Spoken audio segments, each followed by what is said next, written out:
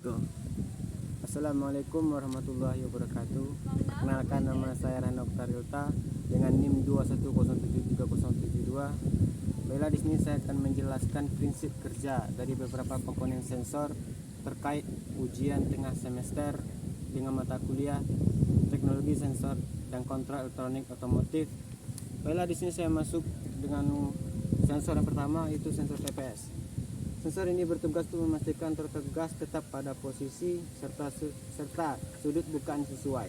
Apabila terjadi pergeseran, maka sensor akan mengirimkan sinyal elektrik yang dikirim ke ECU atau Electronic Care Unit.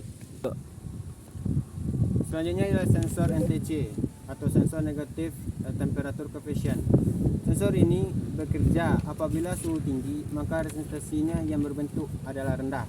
Berbanding terbalik dengan PTC, positif temperature coefficient.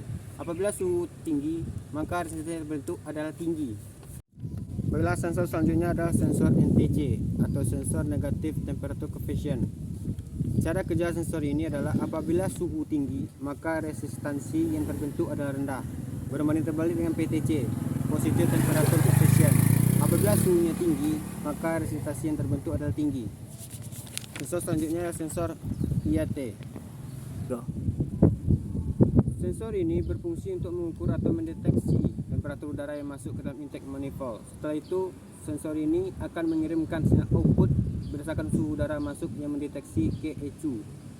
Sinyal output ini kemudian digunakan oleh ECU sebagai salah satu dasar untuk mengatur seberapa banyak penginjeksian bahan bakar yang akan diinjeksikan oleh injektor ke dalam ruang bakar.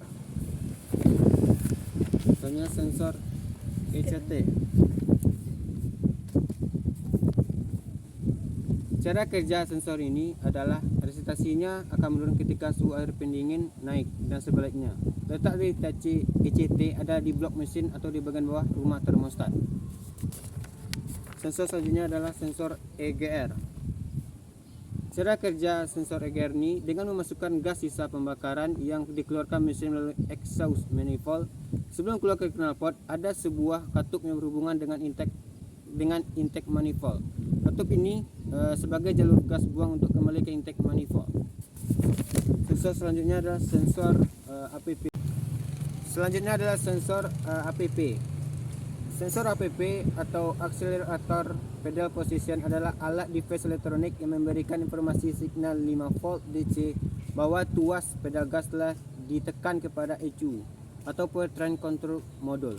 Kemudian Powertrain Control Module memerintahkan throttle aktuator kontrol sensor untuk membuka katup udara masuk secara elektronik milik Throttle Position Sensor atau TPS, sekaligus memerintah full pump melakukan kombinasi tekanan bahan bakar yang dibutuhkan. Selanjutnya adalah IC 741. Selanjutnya adalah cara kerja IC 741. Di sini untuk transistor Q1 dan Q2, input pembalik dan non pembalik dihubungkan secara bersamaan. Transistor Q1 dan Q2 berfungsi sebagai pemancar NPN, di mana output ini terhubung ke beberapa transistor Q3 dan Q4.